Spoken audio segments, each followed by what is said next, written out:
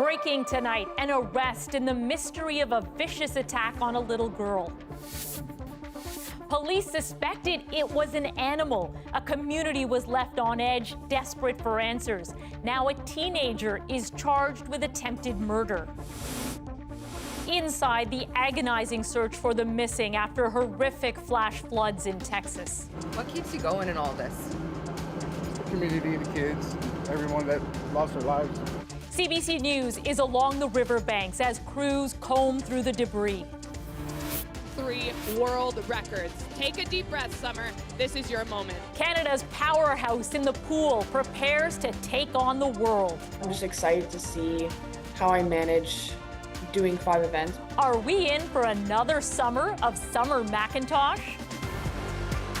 From CBC News, this is The National with Christine Barak. Thanks for joining us. Adrian is away. Disturbing new details tonight about a serious attack on an 8-year-old child in Quadeville, Ontario. Late tonight, police revealing a teenager has now been charged with attempted murder and sexual assault. 2 weeks ago, the child was found critically injured after an extensive late-night search by police. Investigators initially suspected it was an animal attack and told people in the community to keep an eye on their kids or keep them inside. Nicole Williams has been on this story for us from the beginning. Nicole, break down these new details and how they change what we know about this case.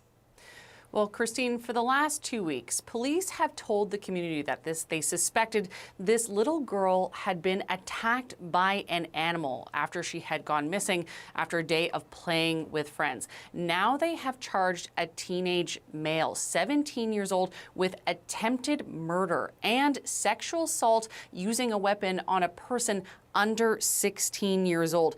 This is a very shocking turn of events because police have only ever focused their investigation on an animal attack. But that did include forensic testing. And the results of that now showed there was no animal DNA to be found in the little girl's wounds.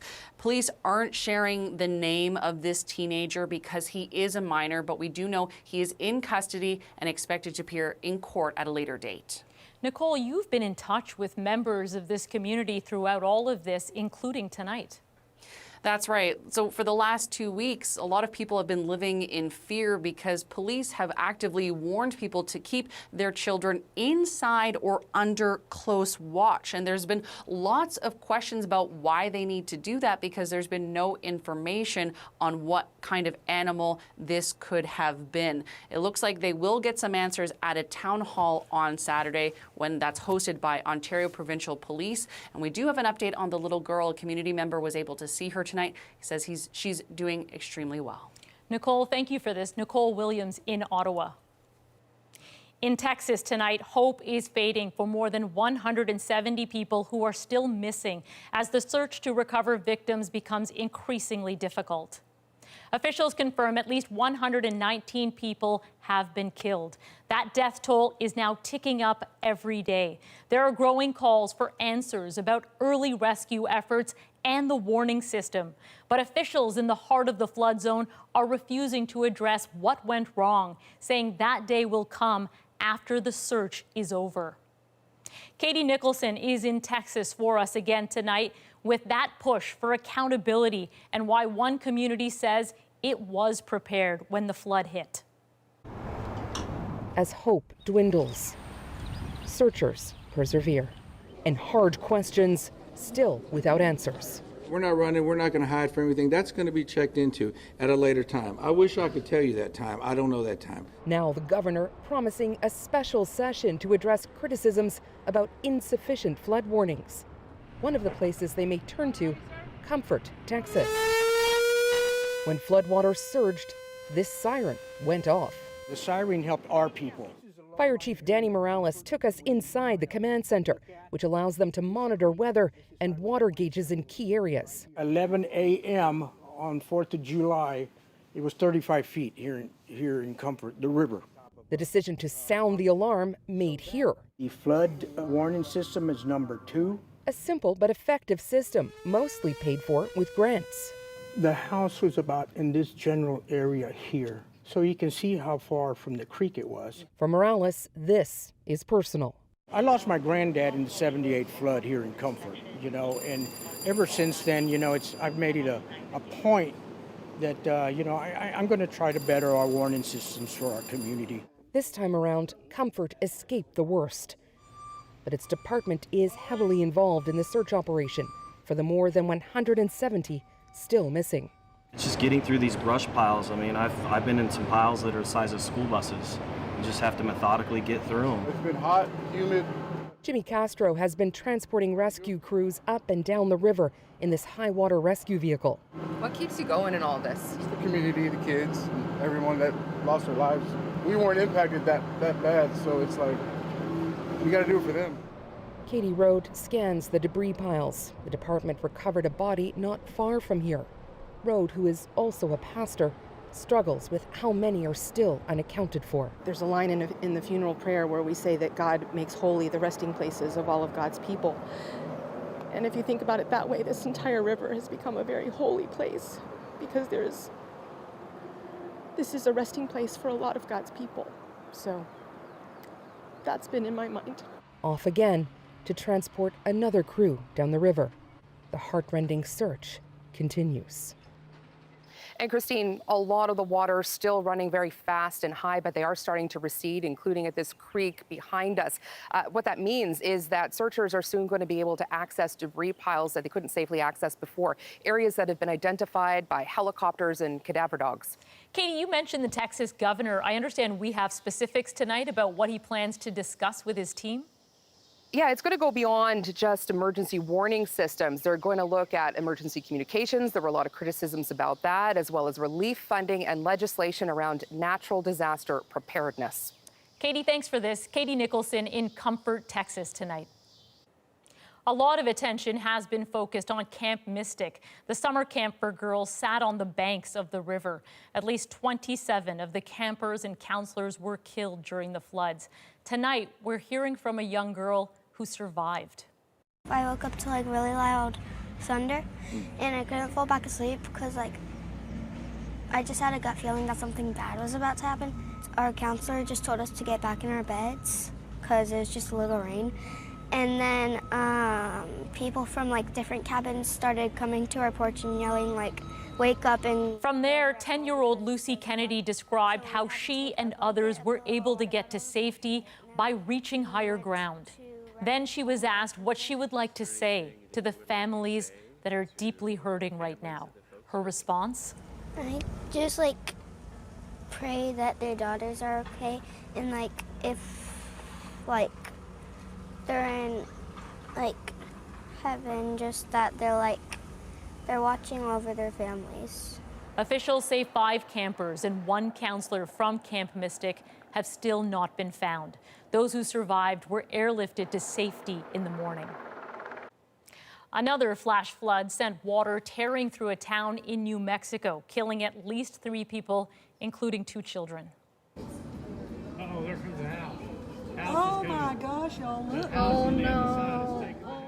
Torrential rain is believed to have caused a river in the southern part of the state to swell by about 6 meters, pulling this house from its foundation, uprooting trees, and prompting urgent calls for locals to move to higher ground. 4 people are still missing. This same community of Ruidoso saw a devastating wildfire that destroyed 14,000 structures just last year. In northern Manitoba, thousands are on the move tonight, facing a wave of wildfire evacuations. For hundreds, it's the second time fleeing their homes in under a month. Nearly 100 wildfires are now burning across the province. 16 are out of control, threatening multiple communities. Karen Paul spoke with evacuees and community leaders, raising concerns as resources for some evacuees are wearing thin. Recent lightning strikes have ignited dozens of new wildfires in northern Manitoba. In the sky, water bombers work to douse the flames. On the ground, firefighters probe for hot spots and create fire breaks. The air full of the sound of generators and thick with smoke. Major hubs, like Thompson, under states of emergency. People told to pack their bags. The town of Lynn Lake under a mandatory evacuation order. 350 residents making the roughly 1,000-kilometer journey south. Plane was scary. It was my first time on a plane. Lynn Lake it's burning. 17-year-old Braden Skomorowski has left his home for the second time. His dad stayed behind to battle 2 fires threatening his town. We just got done a 25-day evacuation in Thompson, and not even a week, we had to get sent out again. In Nisicawisa Cree Nation, 300 medically vulnerable people, elders, and children are waiting to be evacuated. But the province says hotel rooms and personal care beds are limited. It means some evacuees may need to go to temporary congregate shelters, like this one at an indoor soccer field. First Nations leaders say that's not acceptable. We don't want to be sending our people to have to sleep on floors and cots. The soccer fields are really, especially with their health conditions, right? Chris Pascoe and his team are studying the impacts of wildfire smoke on human health. You can't escape that wildfire smoke, and you're right at the source. At the very least, providing primary mitigation things, so N95 masks and filtration systems to try to make it as safe as you can. The focus, getting people to safety, out of the path of the wildfires, and protecting their communities so they have homes to return to. Karen Pauls, CBC News, Winnipeg. Police are looking for multiple suspects after 3 people were stabbed at the Calgary Stampede late last night. There's anywhere between 8 and 10 people involved in this altercation, with 3 people ended up at hospital. Police say those hospitalized are now in stable condition. While the suspects haven't been identified, police did say all of the involved are teenagers and they all knew each other. They're asking anyone with video footage to come forward. Ensuring the safety of outdoor events is at the heart of new recommendations out of British Columbia tonight. They come in the wake of the horrific attack at a Filipino festival in Vancouver earlier this year. Jessica Chung now with the plan and the reaction. A memorial commemorating one of BC's worst tragedies more than 2 months after a car rammed into a crowd at Vancouver's Lapu-Lapu Day Festival. 11 people were killed, dozens more injured. Now, a report aimed at preventing a similar tragedy. This is a strong foundation for what's to come. It makes 6 recommendations, including risk assessments for all public events, a province-wide hub for event safety planning and training, and expanded grants to help with event-related safety and security costs. And we accept the intent of the recommendations, and we're working through them to determine how best we can implement them with our partners. Vancouver holds more than 2,000 public events every year, most without issue, according to the province. These 6 crucial points for entrance the festival. The Chinatown Festival is expecting to welcome thousands of people this weekend. The event organizer says she welcomes the new recommendations, but paying more for security may mean cuts elsewhere. We need to, spend more to make sure that we will providing the best scenario and the best possible safety environment for our visitor. The team behind the report consulted a number of players, including police and municipalities. But Filipino BC, which organized Lapu-Lapu Day, says they weren't among them.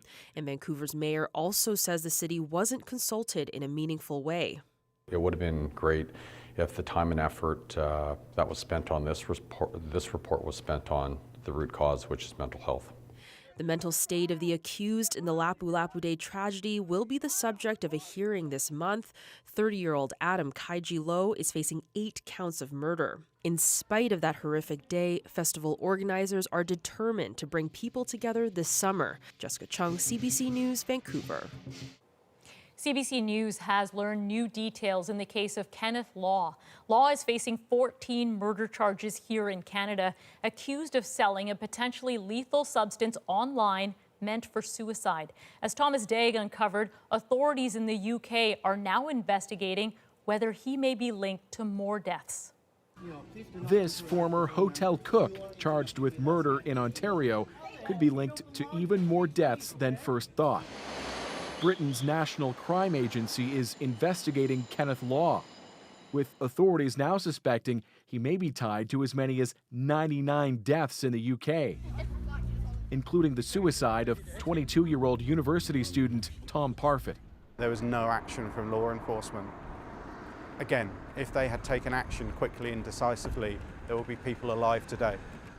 Police say Law ran websites selling a toxic salt and other products meant for suicide. CBC News has learned a full 2 years after his arrest near Toronto, British police suspect Law could be connected to 2 more deaths this past spring.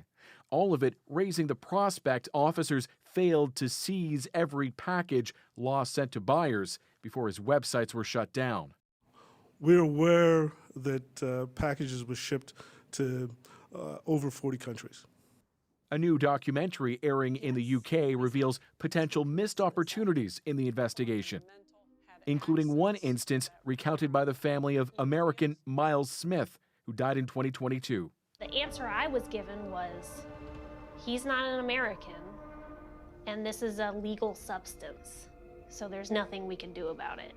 A CBC News investigation finds evidence including email receipts potentially linking Law's products to more than 130 deaths. It might have been preferable if Canada were able to prosecute in Canada for the deaths that have occurred outside of Canada.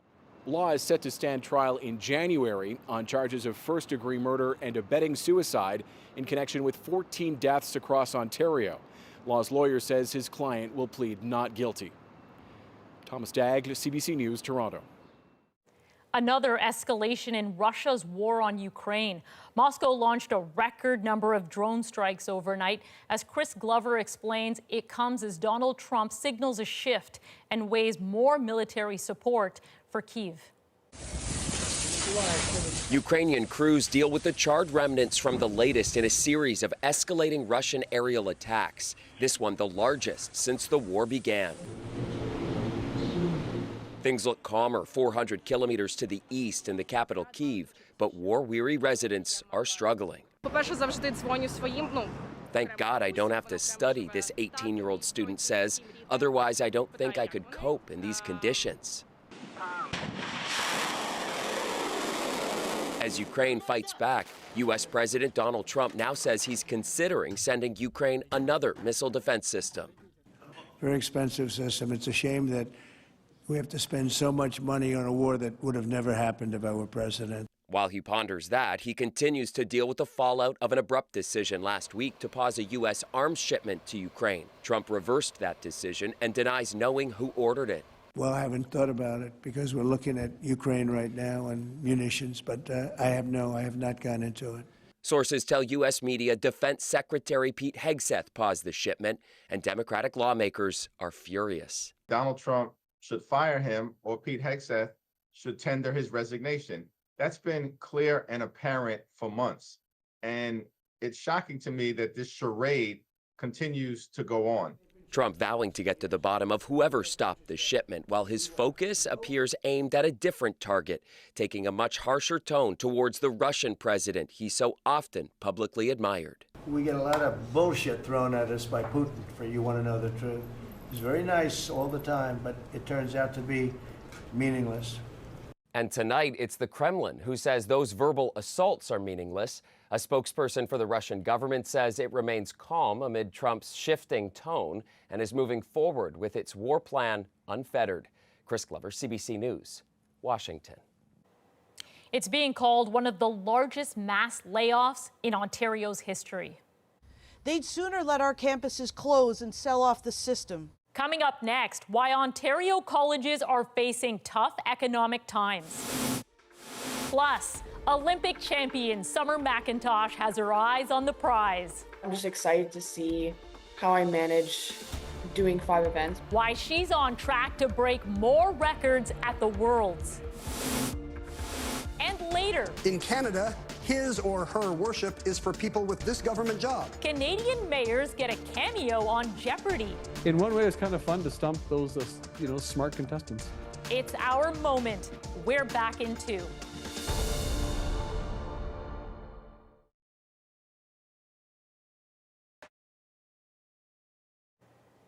A union representing college workers in Ontario is warning about what it calls one of the largest mass layoffs in the province's history. Thousands of college employees have recently lost their jobs. And as Deanna Sumanak-Johnson shows us, the union blames a funding crisis. In the spring, Terry Loretto lost what she called her dream job, teaching script writing at Algonquin College. It was shocking. Now the single mom fears she could lose even more. Financially, it was already precarious, and this has just precipitated, me being confident that I can even keep my home. According to a union representing public employees, she's one of nearly 10,000 Ontario college workers who have either lost their job or are about to lose it. That includes full-time and part-time faculty and support staff like guidance counselors. We're seeing one of the largest mass layoffs in Ontario's history. Colleges cut programs and laid off staff after the federal government drastically cut the number of international students, causing budget shortfalls. We'll be back! But the union blames the province for a lack of money. The Ford government doesn't want to fund public education. They'd sooner let our campuses close and sell off the system. Experts say this has been a long time coming in Ontario, which provides the lowest per student funding of all the provinces and has kept domestic tuition frozen. If you don't let colleges charge what they need to in order to run programs, you'll have fewer programs and you'll have less choice for students and you will have fewer jobs in the sector. That's pretty simple. In an email to CBC News, the Ontario government calls the union's claims of underfunding baseless and categorically false, pointing to more than $2 billion in new funding for colleges and universities. Ontario is not the only province going through this problem right now. Nova Scotia and British Columbia are experiencing similar challenges with many layoffs in the college sector. Deanna Sumanak-Johnson, CBC News, Toronto. Finland is one of NATO's newest members, and the country's president has become a powerful player on the world stage. It's very important for a president of a small country to get along with the president of a big country. Briar Stewart sits down with Alexander Stubb to talk about being Donald Trump's golf buddy and the push to end Russia's war in Ukraine. Plus, an inside look at a new approach to treating Parkinson's. And I'm gonna lower the stimulation slowly. How a Canadian trial is already changing lives. And later, 2 Canadian mayors get a shout out on Jeopardy. In Canada, his or her worship is for people with this government job. The National takes you deeper into the story shaping our world next.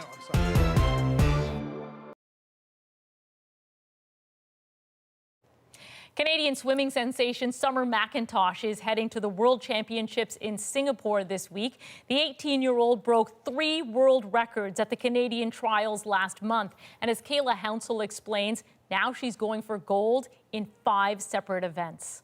3 world records. Take a deep breath, Summer. This is your moment. It is the moment when Canadian swimming sensation Summer McIntosh made history yet again and raised the bar for the World Championships set to begin this Friday in Singapore. I'm just excited to see how I manage doing 5 events, which I've never done before on the world level. She destroys it again!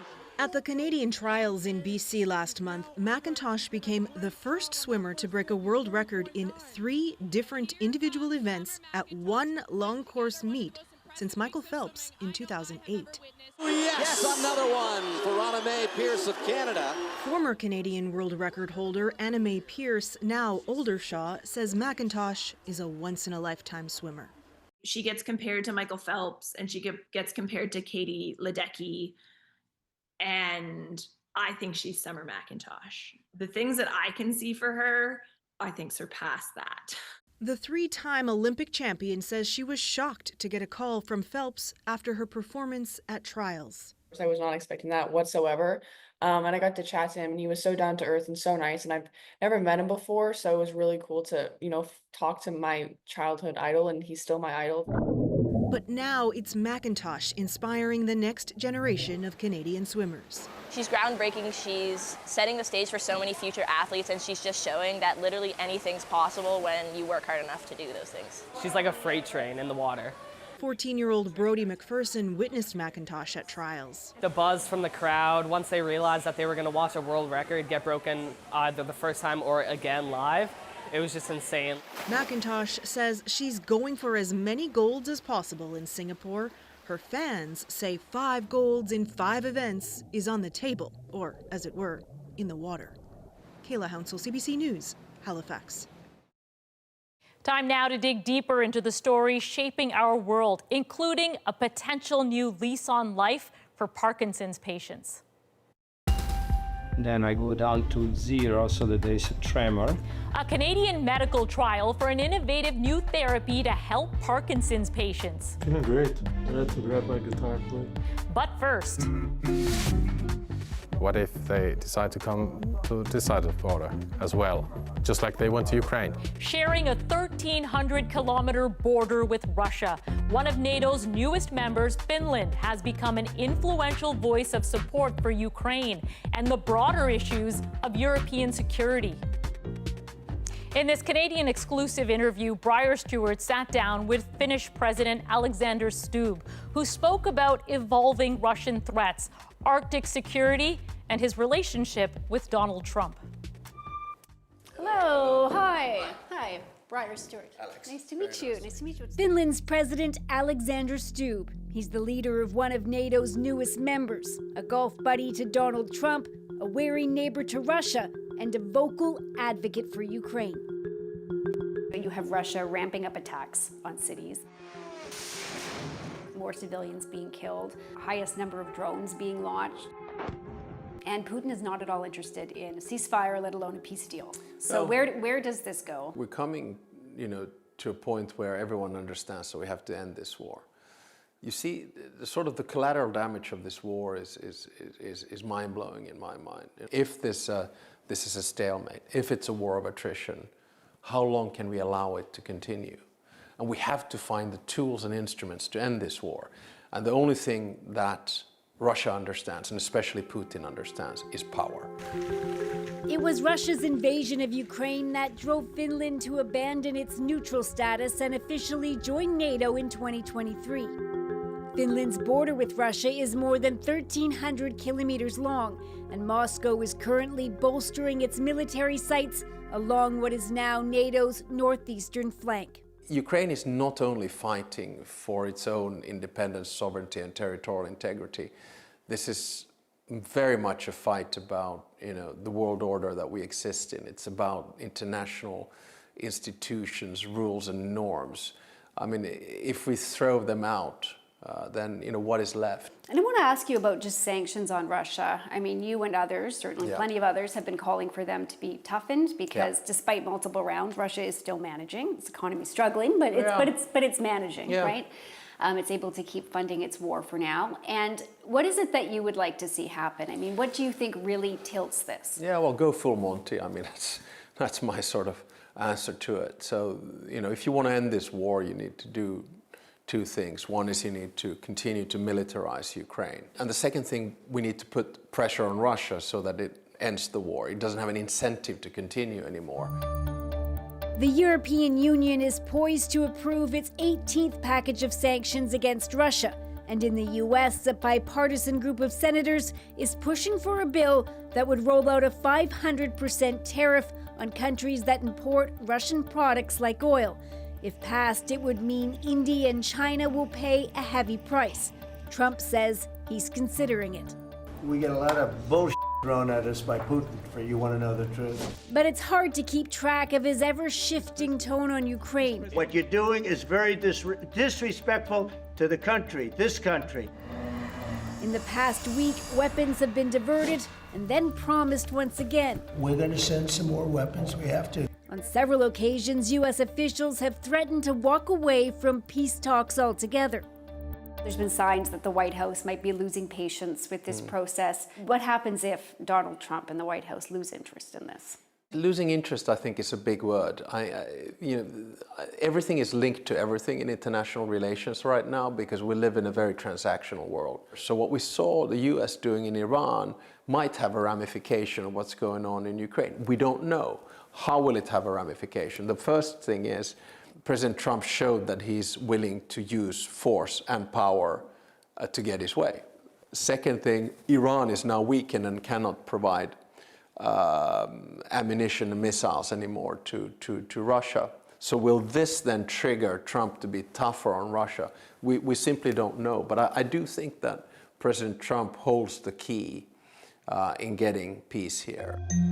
Trump's presence looms large over NATO, including at last month's summit at The Hague.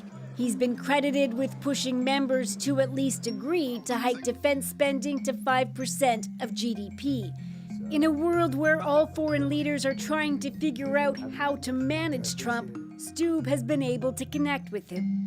How would you describe the relationship that you have with him? It's very important for a president of a small country to get along with the president of a big country. And I have to admit that in Finnish history, it's quite rare that the Finnish president has spent so much time with the president of the United States, either physically or on the phone or messaging. The takeaway that I have from it all is that you have to deal with foreign policy as the world is, not as you wish it would be. And the reality is that the United States has elected its 47th president in the form of Donald Trump, whose foreign policy is quite transactional. And then you have to deal with that. Then you have to think, okay, how do I influence? How do I have an impact? Do you feel like you have Trump's ear at all? In diplomacy, you never want to inflate your relationship. For me, diplomacy is about two things. It's state-to-state relations. I'm very transatlantic. When I was a kid, I spent summers in the US and in Canada. And I studied in the US. So my heart is in North America quite often. But the other relationship that you have in diplomacy is personal, because it's human beings that take these decisions. So what does he think about Trump repeatedly declaring that the United States needs to take control over Greenland? We need Greenland. We have to have Greenland. In order to beef up security across the Arctic. During the Cold War, the US had over 20 bases, military bases in Greenland.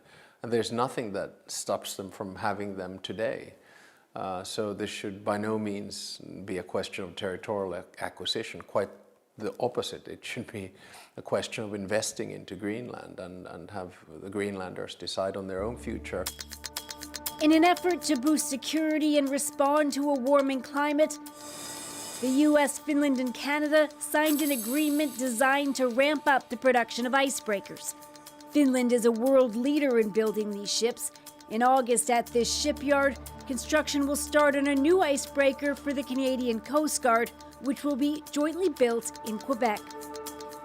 And so besides the icebreaker pact, are there other areas where you see Canada and Finland being able to cooperate? Well, we're rivals in ice hockey, that's the key to know.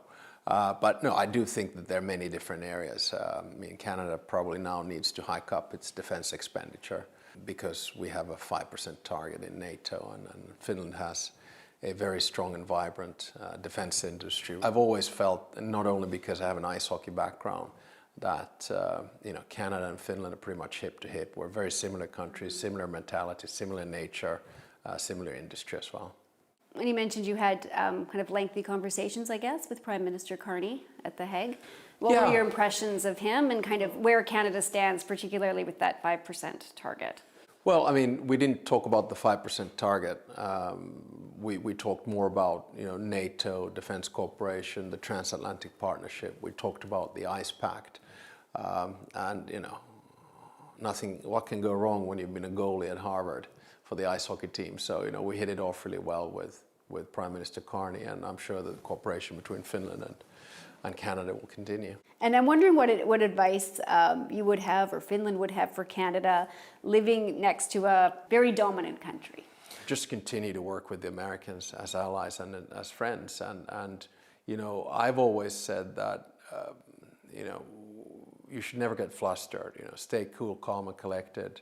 If sometimes, language seems a bit on the rough side, take an ice bath and a sauna, that helps. In Canada, we say elbows up now. Is there a Finnish equivalent? Say what? Elbows up, right? Elbows they do up. it like Gordie Howe yeah, hockey. They say elbows up is fine, but I still think that they fight too much in the rink in the NHL. So, but keep the elbows up, but smile at the same time. Maybe head for the sauna. Head for the sauna and the ice bath. There are reports Finland is ready to start producing anti-personnel landmines next year. Finland is one of 6 European countries who've announced they are pulling out of the Canada-led treaty banning those weapons. All 6 share a border with Russia. Plus, a new treatment for Parkinson's that stimulates the brain is giving patients hope. Just like that. Just like that. Amazing. Amazing. Remarkable. We get exclusive access to an innovative Canadian trial next.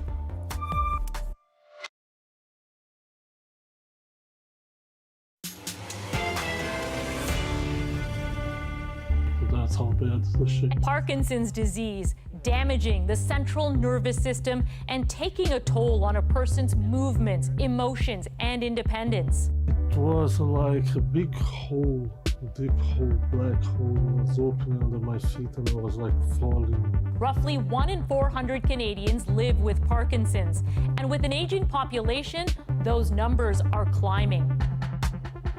Back in the spring, I took you inside a patient's journey, experimenting with a new therapy that could reshape life with Parkinson's and push the boundaries of what's possible. Hey, how are you? 49-year-old musician Fabio Dwyer has Parkinson's disease. Okay, so we can actually connect you. It's hard to tell, thanks to a pacemaker, not for his heart, but for his brain. Okay. Now it's about to get a reboot that could change his life. So now let me stream now from the brain. And you might feel some dizziness now because I'm going higher. Okay. Sorry about, yeah? And this is the first time you are in an adaptive setting. We're taking you inside an innovative medical trial at the University Health Network in Toronto, where new technology is offering patients with Parkinson's a more personalized therapy.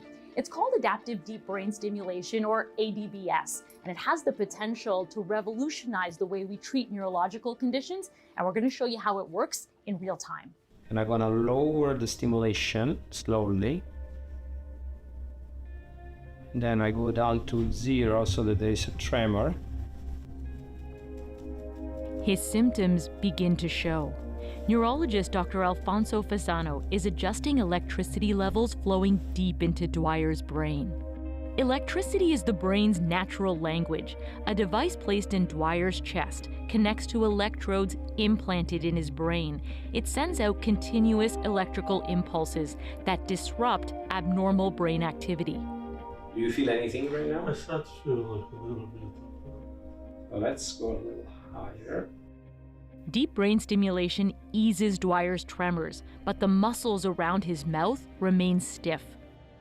You're part of this trial now because we're trying to see whether we can improve your speech. So let's have a good recording of your speech now with standard stimulation.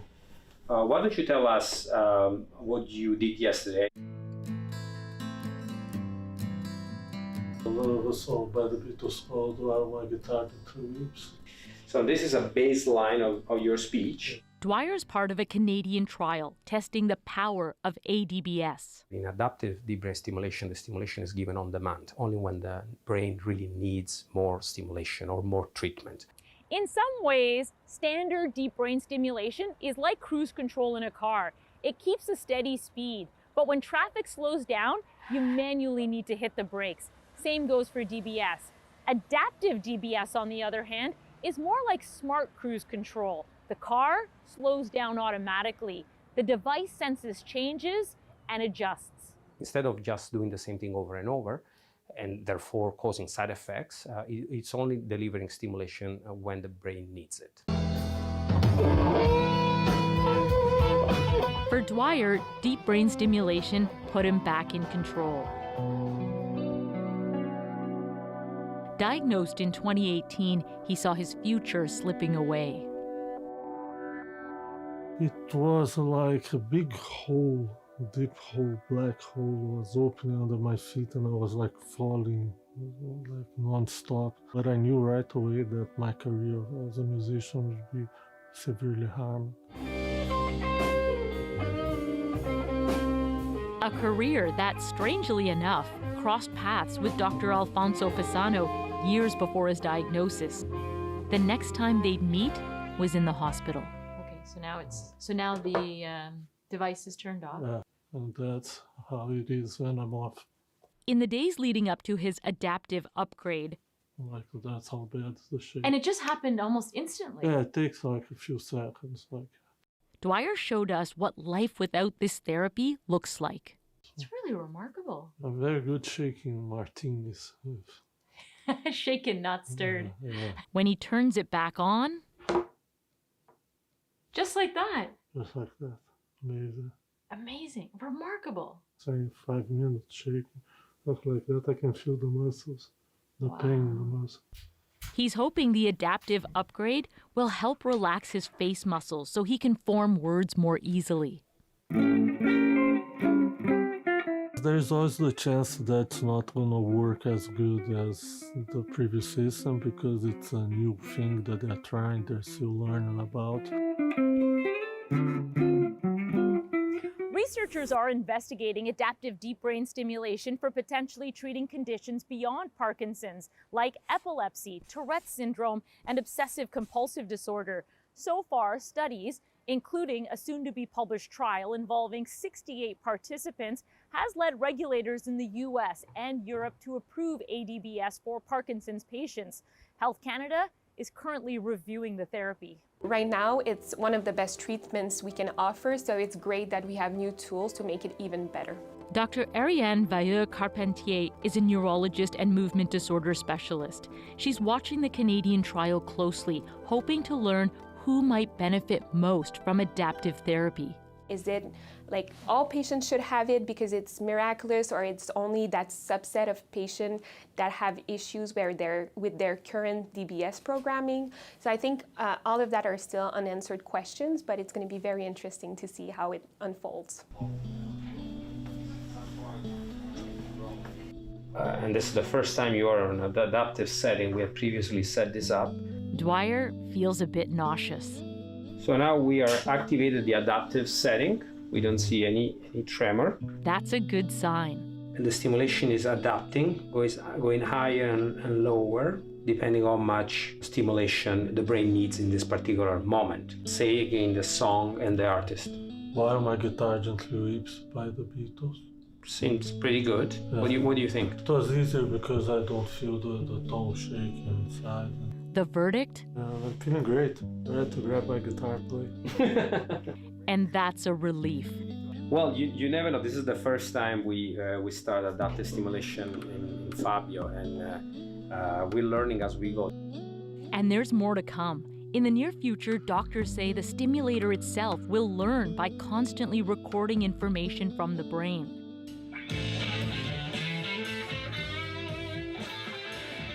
Then AI could help make another leap forward. Instead of reactive, the technology could become predictive.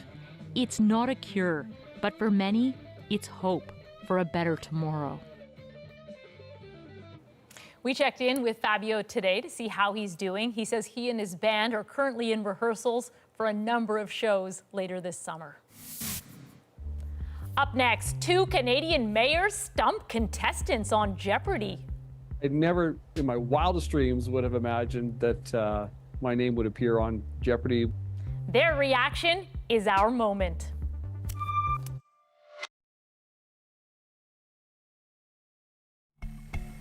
You're looking at Scott Gillingham, the mayor of Winnipeg, Manitoba. He's one of 2 Canadian mayors featured in a Clue on Jeopardy.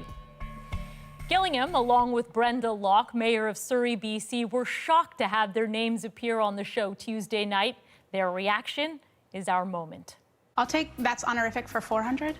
A couple weeks ago, my office got an email that we thought at first was maybe a spam email. It was from the Jeopardy show. I was going to be a clue. One of our staff got a phone call saying that I was going to be part of a Jeopardy question. And I was totally surprised. I guess I didn't know why they thought it was a great question, but obviously it was because the people couldn't even get it right. I didn't expect Americans would understand local government in Canada. In one way, it's kind of fun to stump those, smart contestants. What is MP? No, I'm sorry. What is minister?